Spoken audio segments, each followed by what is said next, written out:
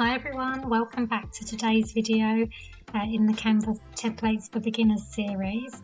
This is going to be a short video exploring how to use text, how to change font types and font sizes, their attributes and alignment and all that good stuff. So stay with me for that. First up though, I'm going to quickly give you a little bit of insight. If you're fairly new to Canva or you've only used it to basically open a template you've purchased, you're going to want to know how to relocate that file. So when you first go back to the Canva website, canva.com, you'll be presented with a login or sign up if you haven't already done that. I'm assuming if you've already used a template that you may have already signed up already. So I'm just going to log in with Facebook,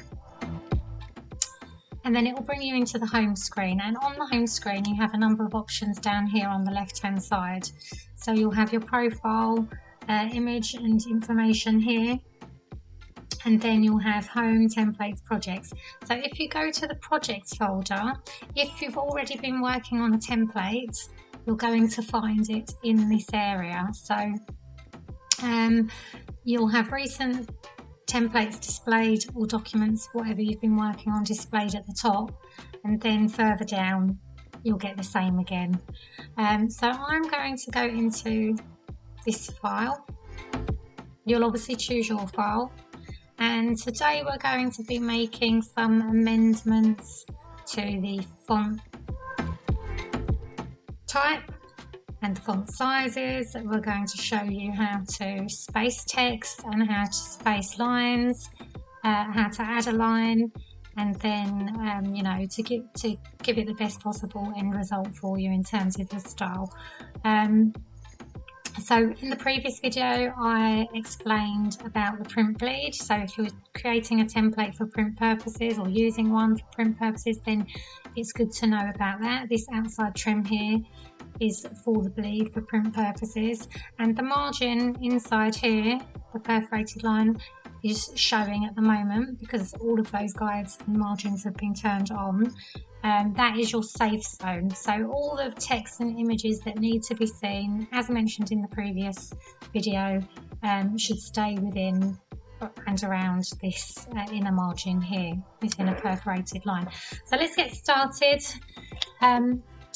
To select a text box, you just hold the cursor over the box you'd like to select, and then double click within it to select all of the text.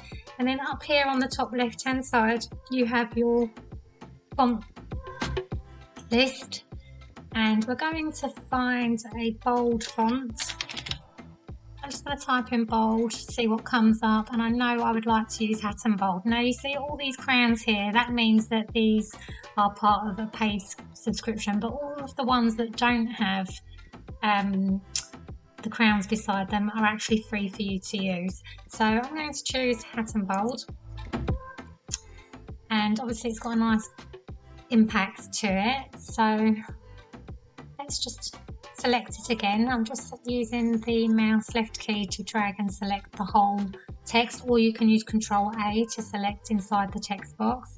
And then up here at the top it's showing me that the alignment is already centered. So if I just click that to show you what happens: left, justified, right, centered. Now I'd like that to stay centered. I like the size of that, so I think that's a good size. If you were to start, if your business name or your name is too long for that, you can select and resize here. So you can make it smaller or you can make it bigger. You can also make it bolder, because even though this is a bold font in itself, in its own attributes, you can actually bold it out even further with the bold button selected. And then again here underneath we have the tagline or your slogan. Control-A to select it all, or double click within it.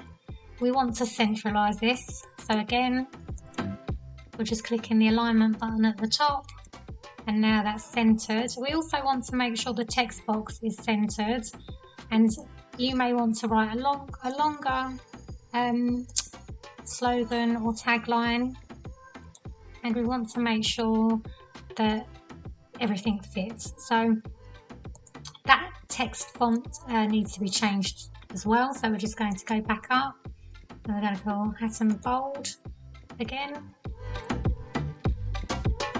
Yep, and I'm happy with that size. Now we want to align the text box to the text, so we're just going to let the arrows show, and I'm going to hold down the left button on the mouse and move the text box on the page, and you can see these little perforated lines appearing. These are guides which I covered in the first video.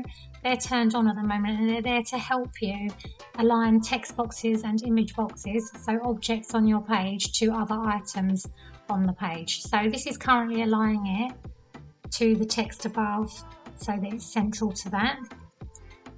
I'm just going to let it go there. And then if we go to the services, for example, the products or services, these are just some key information on the leaflet here. I've already changed the font to Atom Bold, and I like the size of it, but I'm not happy with the spacing. So I'm going to go to this icon up here with the 3 lines and the double arrow head, and I click that, and I want to do letter spacing, and I'm going to increase it to about 150. So I can either put the 1 in before it and then return, and there we go, it's changed that.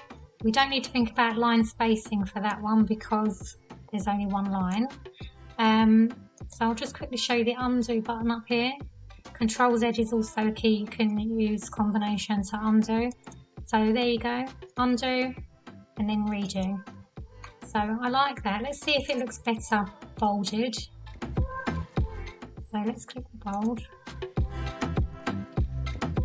Yeah, I think that's quite good. So in keeping with the title up there, or the business name. Now again, remember what I said about the margins. This is your safe zone, so trying to keep the text within there to protect it when it goes to print from being cut at the trim line. We need to try and make sure everything stays in its safe zone, so that's good. I mean, you can always change the information in here too. You can type over, you know, perhaps your beauty salon or something, and you might want to change the products, or shop. So you can select the text and you can type over. It will keep the spacing that's been preset on this template in place. So you just type it. So pretend you're a bakery, cakes. You can turn the capital letters off or on. So I'm just going to put cap lock on.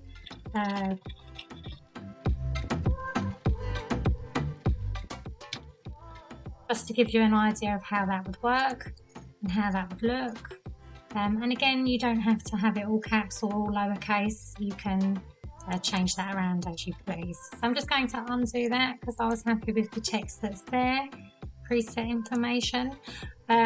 So here we have a number of pieces of information that are relevant to, say, this business. This text, I like the size of this text and the spacing. So currently it's at 10.3. The spacing, the letter spacing is probably, actually I'm going to change that to 0. Return key, and it just spaces it out a little bit more. Now if you feel like you're too far away from the information to see it clearly, push Control and the plus key on your keyboard and it will zoom in further to the text, and the same to come back out, Control minus together, Control plus. Okay, you can also use at the bottom hand side of the screen to zoom in and out this range button here. Alright, so I've done the letter spacing and I'm feeling like maybe, you know, maybe you're a business with a longer name, you can actually add in another line. So you just click inside the box where you want the line to go and push the return key to the next line. All of the preset settings, there's line spacing and letter spacing, will remain like I've said already. Just type in your address, and let's position this with the arrowhead. We're moving the text box up the page slightly, and now that's okay, but you could bring the text lines closer together, so just to make the black background pop a bit more. So let's change that to 1. So line spacing 1, return. Oh, how about 1.25? Slightly too close there. Yeah, so if you did have an extra line of text that you wanted to put in, that is how you would do it. And then you can move the box around, knowing that the guides are on, and reposition it in alignment with the other text on that box. So I'm going to go through now. I'm going to undo the line because I'm happy with the 3 lines.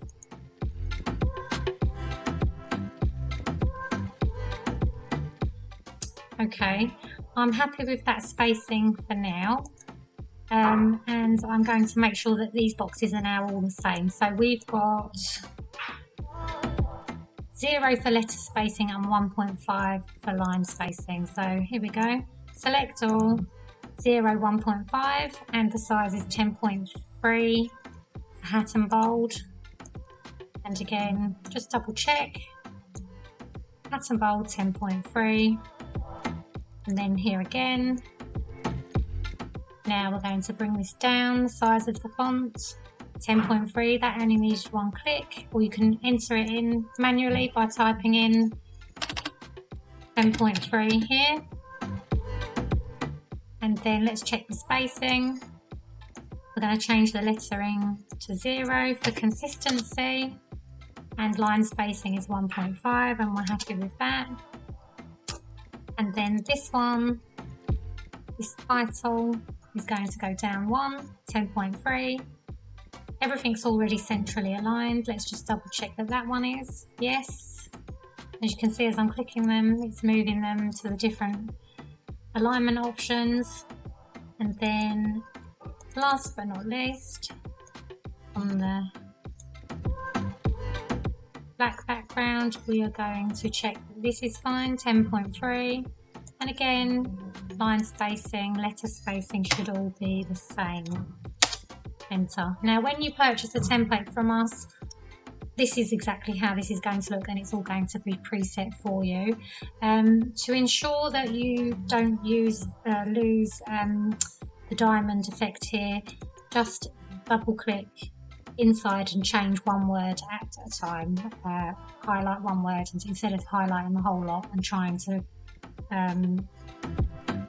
replicate this item here.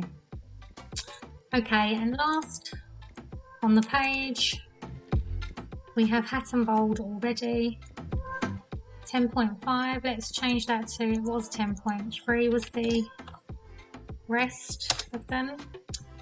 And we're going to, let's see what the bold looks like. This is already centered, so bold. Okay, so I'm happy with all of those changes. The only thing I want to do is bring this up slightly here, and you can see I'm aligning it. 5.8 is the spacing between each object, and then I just want to make sure that that is properly aligned with the follow word as well. So let's just make sure that that is also aligned.